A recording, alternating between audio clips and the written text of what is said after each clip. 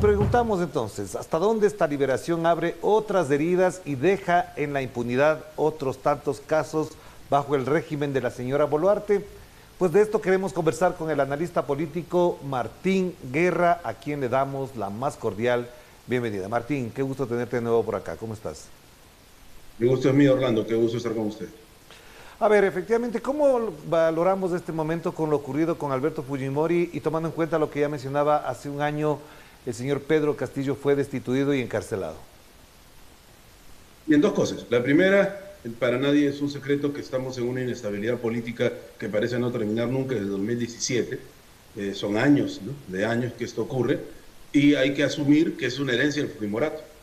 La década de los 90, cuando el fujimorismo cambia la constitución, implanta el neoliberalismo a rajatabla en nuestro país, entrega las empresas estratégicas del Estado al capital privado, comete crímenes de lesa humanidad, esteriliza a nuestras mujeres más humildes del país, asesina periodistas, Loco. copa los medios de comunicación, hace un saqueo de los bienes del Estado, todo lo que significó el fujimorismo, además, Orlando, en lo que se queda como herencia para las generaciones que han nacido después del fujimorismo, que viene a ser la idea de que todo el mundo roba, de que hace obra, pero bueno, robó un poco, pero construye algo, esa idea de que todos los peruanos tenemos que ser corruptos, que es una idea muy neoliberal, siempre y cuando hagamos cosas, ¿no? Eso nos hace corruptos, pero prácticos. Esa idea es una herencia del fujimorismo en el plano educativo. Hay que tomar en cuenta, sobre todo, esas consecuencias. Siempre se ve los crímenes que cometió, etcétera, pero hay que ver qué pasó con el país. Y han estado en la sombra desde el momento en que cae Fujimori, con momentos más débiles y más fuertes en participación política, pero hace algunos años, desde 2017, que tienen una gran participación y prácticamente están gobernando los destinos del país. A Fujimori se le dio una salida, si quería el indulto, ¿no? Que pagara una reparación millonaria, más de 50 millones al Estado, que aceptara los crímenes y sobre todo que pidiera perdón a las víctimas. No lo ha hecho y hoy está libre y eso ocasiona a una gran cantidad, a la mayoría de la población peruana, una sensación de zozobra. Lo segundo, esto lo hacen el 6 de diciembre, un día antes de lo que se vive el 7 de diciembre, que es un año del secuestro del presidente Pedro Castillo, de su destitución, sin moción de orden del día, sin antejuicio político y sin los votos necesarios para la vacancia. Cuando él lee una proclama que levanta 3 puntos fundamentales que son los que todo el pueblo peruano sigue pidiendo: cierre del Congreso, reforma del Estado y proceso constituyente. Entonces, cuando todo el Perú estaba planeando una gran movilización que se va a llevar a cabo de todas maneras sobre Lima, ponen el tema del fujimorismo y eso despierta en cierto sector del progresismo en el país, digamos, la indignación antifujimorista, que si la leemos bien, Orlando, puede ser en estos momentos una especie de distracción, ¿no? Algunos le han llamado cortina de humo, porque divide el movimiento popular en dos: los que se pronuncian contra el indulto y los que están en contra del gobierno de Boluarte, por la libertad del presidente y por la vuelta a lo que el voto popular definió el 2021. Claro, pero Martín, acabas de dar la clave de lo que significa el sistema y todo lo que ha ocurrido en los últimos años, y ya incluso diría unas 2 décadas o 3 quizás. Es que hay un aparato, hay un grupo, una hegemonía política que mueve los hilos detrás de acciones que aparentemente son coyunturales, puntuales, incluso improvisadas, que nacen de la improvisación. En realidad, ¿cómo vamos a caracterizar al sistema político en función de estos elementos, de estos actores que siempre están jugando, digamos, a un modo muy, muy perverso de la política? Bueno, de lo que se trata en el Perú es de que los que siempre han gobernado continúan gobernando, tras las sombras o probablemente ante las cámaras, ¿no? El día de hoy, en lo que se vive en nuestro país, es pues un cogobierno entre diversos sectores de la élite que además definitivamente, y esto es clarísimo, tienen una coordinación internacional desde Washington. ¿Por qué lo digo? Porque el punto principal es el económico. Aquí de lo que se trata es de que el Perú siga siendo un emblema para los neoliberales y para Washington de que todos los tipos de negocios que ellos quieran hacer sin pagar aranceles, llevándose nuestros recursos naturales, explotando nuestras horas de trabajo de manera inmisericordia, se pueden hacer con total impunidad. Y que además cualquier tipo de gobernante que haya burlado los derechos humanos va a ser premiado con la libertad, con el regreso a su entorno familiar y pues con prisiones domiciliarias, etcétera. Los presidentes más vendepatria que hemos tenido en el país en estos momentos tienen las mejores facilidades para seguir sus procesos judiciales. No así quienes no gobernaron, llegaron a cumplir su periodo de gobierno y tuvieron una posición contraria a los designios de Washington, como es el caso del presidente Pedro Castillo. Lo lamentable de esto es que se genera a través de los medios de comunicación, de la concentración mediática que en el Perú la tienen dos familias, toda una serie de discursos que van directamente a la población que más consume estos medios, que principalmente son las de la capital Lima, que tiene la tercera parte de la población del Perú, y funciona como un mecanismo de convencimiento de cierto sector de la población que se encuentra entre no querer ser pobre y salir de la pobreza y enajena su convicción frente a la política al respecto de querer parecerse a quienes los gobiernan. Lamentablemente es un mecanismo perverso, por eso hacía incidencia en mi primera intervención, luego de tu primera pregunta, sobre el tema que ha generado el fujimorismo en materia educativa, de conciencia y de pensamiento, ¿no? La idea de que somos esclavos y tenemos que seguir siéndolo porque es la única alternativa para nuestra vida. Claro, y una comparación que puede parecer un poco absurda, pero vale la pena solamente para entender, es que cuando se habla de Chile se dice que el neoliberalismo se impregnó en la conciencia y hasta en la cultura de la gente de clase media para abajo. En Perú parecería que el fujimorismo, tal como vemos en las imágenes de la gente que aplaude la salida de Alberto Fujimori, también se impregnó en muchas personas, no solamente de la clase alta, sino también de ciertos sectores que podrían llamarse marginados, subproletariado, etcétera, etcétera. ¿Es verdad esto? ¿Se entiende así lo que está pasando en el Perú? Parcialmente sí. Por eso, a título personal, siempre combatimos a aquellos que critican o polemizan con los fujimoristas, que son de algunos sectores del pueblo, con diatribas o insultos, ¿no? Porque en realidad lo que hay que hacer es tener una discusión pedagógica. Hay algo que hay que decir, una de las tácticas del fujimorismo al ser gobierno, el gobierno más neoliberal, digamos, que ha tenido el país, o que puso la base del neoliberalismo, que después continuaron otros, como Toledo, García, Humala, etcétera, Kuczynski, ¿no? Una de las tácticas más perversas fue aumentar el gasto social del gasto público. El gasto social del gasto público, es un rubro que está en el gasto público, era muy pequeñito. Entonces, cuando Fujimori aumenta el gasto social del gasto público, esto se traduce en donativos con nuestro dinero, el dinero de todos los peruanos, no de Fujimori, para llevarle a las zonas más vulnerables alimentos y agua, ¿no? Que hay zonas pues en la periferia de la capital que no tiene hasta el día de hoy servicio de agua, ¿no? Ni alcantarillado, ni luz. Entonces él llevaba obsequios, prebendas con los dineros del Estado, el populismo de derecha, hacia las zonas más humildes, pero eso lo sabemos nosotros. Cuando se le va a explicar a alguien que tiene hambre, que estas son prebendas, que es para generar clientelismo, no nos van a escuchar. Lo único que veían era la solución, por lo menos inmediata, a problemas que a los 2 días continuaban, ¿no? Porque al mismo tiempo que hacía eso, Fujimori firmaba las cartas de intención de pago al Fondo Monetario, cuya condición era no industrializar el país. Entonces él regalaba para mantener a las personas más humildes en la sobrevivencia extrema, ¿no? Solamente para que logren el día, mientras que impedía la industrialización del país para entregar nuestras horas hombre y nuestros recursos naturales a la gran capital, ¿no? Tremendamente perverso, pero todavía hay esos clientes que le tienen ese afecto y que son manipulados por organizaciones semifascistas como la Resistencia y otros que están en las altas esferas del Estado y del gobierno, como el alcalde de Lima y otros personajes, ¿no? Sí hay un sector del pueblo que es fujimorista, no es mayoritario, pero hay que entenderlo. No se puede caer en el negacionismo ahí, porque no es entender en realidad la dinámica social y política del país. Hagamos la pausa, Martín, para volver efectivamente a lo que implica, por ejemplo, esta salida, esta impunidad en cierta medida, y también lo que ha significado la destitución del presidente Pedro Castillo. Vamos a la pausa.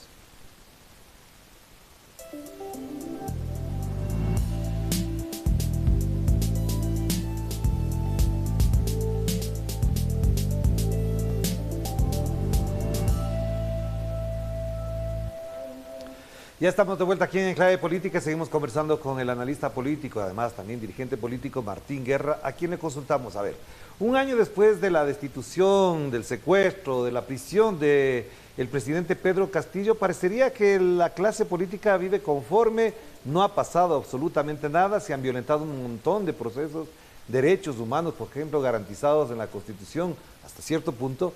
Y en esas circunstancias uno puede hablar de una plena impunidad en el Perú con respecto a determinados temas y asuntos donde no se toca a la clase hegemónica del Perú. Sí, definitivamente. Vemos, por ejemplo, lo que está ocurriendo con los más de 70 muertos que hemos tenido en las jornadas de protesta que se iniciaron justamente hace un año, y que no hay hasta ahora visos de culpabilidad, ni de sanciones, ni de juicios. Y en el Perú la decisión política, y como debe ser en toda supuestamente democracia, la tiene que asumir quienes han asumido, valga la redundancia, el gobierno de facto, en este caso la señora Boluarte y el presidente del Consejo de Ministros, el señor Otárola. Sin embargo, no hay ninguna señal de que se vayan a sancionar a los culpables de estos crímenes, ejecuciones extrajudiciales. Hay videos hablando que demuestran cómo se mata a jovencitos, se les dispara la cabeza, al cuerpo, no una vez, muchas veces, y sin orden de detenerse, o ni siquiera estaban muchos de ellos directamente en la protesta. Entonces aquí ha habido un aniquilamiento selectivo para causar zozobra en la población, no se asume eso, queda en la impunidad, pero hoy vemos que quienes nos gobiernan están en una fractura interesante, porque han tenido un chivo expiatorio con la fiscal de la Nación, Patricia Benavides, a quienes hacen caer, ¿no? Le han suspendido por 6 meses, porque en realidad ella era la que blindaba al gobierno de facto con la persecución al presidente Castillo. Sin embargo, está casi demostrado que lo que todos sabíamos, que dirige una organización criminal, y entonces cae ella para blindar a Boluarte, ¿no? Hay fracturas en este momento que se notaron cuando Fujimori sale rumbo a su casa. Hablan los hermanos Fujimori y Kenji, el menor, Kenji Fujimori, que fue congresista, agradece al expresidente Kuczynski el indulto y el inicio pues de esta serie de trámites que han terminado liberando a Fujimori. Recordemos lo que pasó aquella vez, ¿no? El fujimorismo se dividió en dos porque unos estaban con los liberales, Kuczynski y compañía, y otros seguían muy ligados a la ultraderecha. Entonces, la derecha en este momento está en una unidad frente al temor que tienen al pueblo organizado y a las marchas, pero no es una unidad tan compacta. Ya estamos viendo que sacan a Fujimori, pero al mismo tiempo la expulsan del poder a Patricia Benavides. Vamos a ver qué sucede. Lo que sí de todas maneras se va a dar es la respuesta de nuestro pueblo.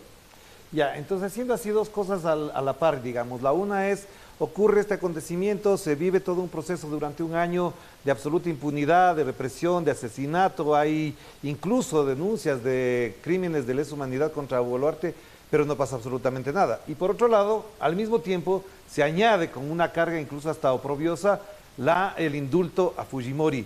Si esto es así, ¿crees que efectivamente ya en el Perú hay condiciones como para restaurar unos mínimos niveles de acuerdo y democráticos para la convivencia no tan perversa como la que se vive ahora? Yo creo que todo lo contrario, porque justamente para que el indulto a Fujimori pase por agua tibia, como decimos aquí, es decir, no se note mucho, ¿no? Y sirva como una especie de progresistas o radicalizadas solamente reclamen por eso y se olviden del golpe de Estado que estamos viviendo, ¿no? Y el gobierno de facto y los crímenes de lesa humanidad de Boluarte, hacen lo que ha sucedido con la fiscal de la Nación. Todo pasa al mismo tiempo, Orlando, es muy misterioso, parece una película, ¿no? Entonces, mientras sacan a Fujimori y logran ese acicate a las clases medias, al mismo tiempo destituyen o suspenden a la fiscal de la Nación, y entonces quieren que el pueblo diga, ah, bueno, ¿no? Al menos una de las poderosas ha caído. Y Boluarte queda como un gobierno que hace respetar la justicia para uno y para otro bando. Es una narrativa muy interesante la que plantea, pero eso aleja totalmente a la población de cualquier nivel de acuerdo o de convivencia que se pueda generar. Además, hablando de algo que no hemos tocado, la situación económica es muy grave. Todo lo que se le achacaba al presidente Castillo no tiene ni siquiera comparación con lo que pasa ahora en el rubro económico. Como el presidente Castillo había estabilidad. Si subían los precios era por justamente lo que hacía la derecha industrial y comercial, ¿no? Bloqueaban los precios, hacían especulación y alzas ficticias. Ahora no, ahora tenemos alzas reales, hay capitales que están fugando del país, por eso es que se da esa ruptura de la derecha. Tú sabes que los liberales quieren ganar con quien gobierna. Para ellos solamente es un tema de capital. Entonces, en este momento están perdiendo capital y Boluarte es totalmente ineficiente para lograr superar esta crisis económica muy profunda donde los precios andan por las nubes y los más golpeados son los más humildes. Ya, pero entonces, si en esta circunstancia todo esto ocurre, ¿cuáles son las alternativas? ¿De dónde saldría esta alternativa? ¿O se ve un futuro tan oscuro, pero tan precario para una salida democrática? ¿Serán las elecciones? ¿Hay condiciones para preparar el camino de una alternativa verdaderamente democrática en las elecciones próximas? A ver, primero, en cuanto a las consignas que tiene nuestro pueblo, la mayoría del Perú que está en las provincias y al interior eh, sigue sustentando la proclama de libertad y restitución para el presidente Castillo. Y eso ya se ha visto en Lima. En Lima era minoritario a comparación de provincias, pero ya creció mucho. En los últimos plantones que han habido esta semana se ha manifestado con más fuerza y la semana que pasó también la proclama de volver a la camino constitucional del voto mayoritario por el presidente Castillo. También está la consigna de, digamos, la izquierda oficial en el país, no una izquierda popular, es una izquierda más de Lima, que habla de adelanto de elecciones. Pero más allá de eso, la realidad dicta que el gobierno de facto no va a convocar elecciones. Ya claramente lo han dicho que van a ir hasta el 2026 porque ellos se asumen como la continuidad legal del gobierno de Castillo. Entonces, en la forma, asumen pues que este gobierno termina donde debió terminar Castillo, en 2026. Ahí convocarán elecciones. Entonces, eso es la salida electoral para quienes van por ahí, tendrán que esperar hasta el 2026. Pero en realidad el pueblo peruano no está en capacidad ni en ánimos de esperar hasta el 2026. Por eso es que ya se han reanudado las jornadas de protesta con mucha fuerza en varios sectores, en Ayacucho, en Ica, en Loreto, en muchos lugares del país, donde se está planteando ya una insurgencia popular basándose además en artículos de la Constitución, el artículo 46 de la Constitución del 93 y en el artículo 82 de la Constitución del 79, que sustentan que ante un gobierno de facto írrito, lo que procede es la insurgencia popular de masas y la consigna fundamental ahí es crear un frente unitario contra la dictadura. Ojalá eso se consiga más temprano que tarde. Pero no se corre el riesgo de que un régimen de esta naturaleza, como ya está avalado por una serie de actores de organismos internacionales, se vuelva mucho más fascista de lo que es y que con la represión intente aplacar toda esta posibilidad de emergencia de un sector social y popular que trastoque la lógica actual? Sí, es muy probable. Es muy probable. La compra de armas ha sido además cabalgante, ¿no? Y la presencia de asesores extranjeros, ya sabemos del norte de dónde vienen, de Washington, también es patente. Claro que es probable, pero pueden ir también a la idea de el 2026 continuar, ¿no? Entonces, yo creo que en estos momentos internacionalmente el Perú es la niña de los ojos. Creo que lo ha sido siempre, Orlando, y si analizamos muy brevemente la primera oleada progresista que se inició con el siglo XXI, Perú no llegó a esa oleada. Y en la segunda oleada progresista llegamos y nos sacaron. Entonces hay algo muy importante como zona geoestratégica que parte el subcontinente americano en dos y que de darse para ellos un buen ejemplo, es decir, la impunidad total del neoliberalismo y sus lacayos que cometen genocidio, saqueo, etcétera, de lograrse esto, ellos lo usarían como ejemplo para otros gobiernos progresistas en nuestra América. Sí es muy probable, pero no por eso vamos a dejar de plantear aquello que siempre ha funcionado en los procesos de liberación nacional y de transformación social: organización, organización y organización. Y para romper la lógica que también acompaña todo este proceso, que es la lógica mediática tradicional, ¿hasta dónde hay condiciones para generar estos nuevos espacios alternativos de comunicación, que es parte de lo que ya hemos hablado en otras ocasiones, Martín, con respecto al modo en que se empapa la gente de la situación, el modo en que discute la gente los temas de profundidad del país? ¿Hay condiciones para crear medios alternativos? Si los hay, ¿están generando esa corriente nueva o alterna? Y está, tenemos la Coordinadora Nacional de Medios Alternativos, la CONPIMAP. Hay otros medios alternativos también que coordinan, que avanzan en el interior del país, en la ciudad de Lima. Están por el internet, algunos con canales focalizados zonalmente en algunas regiones. Sí existe la prensa alternativa. Si no existiera esa prensa alternativa, Orlando, y la ventana que ustedes también nos entregan, sería muy difícil que la situación del Perú de unos años para acá se conozca en América Latina y en el mundo, y el agradecimiento, por supuesto. Y finalmente una última pregunta entonces, Martín. Si están las cosas así, ¿cómo miras el comportamiento de la presidenta Boluarte en estos días, en estos tiempos? ¿Crees que efectivamente va a consolidar mejor su poder? ¿Crees que está en duda o incluso entre las élites dominantes hay disputas, vamos a decir así, intersectoriales para que ella no siga en el cargo? La veo una presidenta de facto muy débil. No tiene apoyo en la calle. Ajá. Si lo tiene es bastante minoritario. va a firmar ahora con el indulto a Fujimori un apoyo entre los sectores fujimoristas, no de las élites fujimoristas que la utilizan a su antojo, y que ellos pues no son leales ni siquiera entre ellos, valgan verdades, ¿no? Sino en el pueblo que de alguna manera, estos sectores que explicaba hace un momento, han sufrido el clientelismo de Fujimori, eso afirmará, ¿no? Y que lamentablemente cabalan hacia el fascismo en su tipo de organizaciones corporativistas y los discursos que tienen supremacistas, etcétera, ¿no? Digamos, va a tener ese pequeño apoyo. No tiene apoyo, digamos, verdadero en el Congreso, no tiene un apoyo de las élites, que solamente lo utilizan como una especie de títere, ¿no? En realidad carece de un apoyo sólido de diversos segmentos de la sociedad peruana. Es una presidenta de facto muy débil y por eso es que para mantenerla han tenido que sacrificar a quien sí era una fiel representante del fujimorismo, que era Patricia Benavides. La han sacrificado porque alguien tenía que salir cuando se iba a cumplir el 7 de diciembre, un año de dictadura, tenían que dar visos, entre comillas, de cierta, entre comillas, democratización de los poderes del Estado, ¿no? Lo cual es absolutamente falso y es una narrativa para distraer a nuestro pueblo. Claro que sí. Muchísimas gracias, Martín, por atender esta entrevista a propósito de este aniversario y de estas circunstancias muy particulares del Perú. Un abrazo a la distancia, que estés muy bien. Gracias, Orlando. Solo dar mi solidaridad al presidente Castillo y a toda su... Claro que sí. Muchísimas gracias a Martín Guerra a propósito de lo que ocurre en el Perú.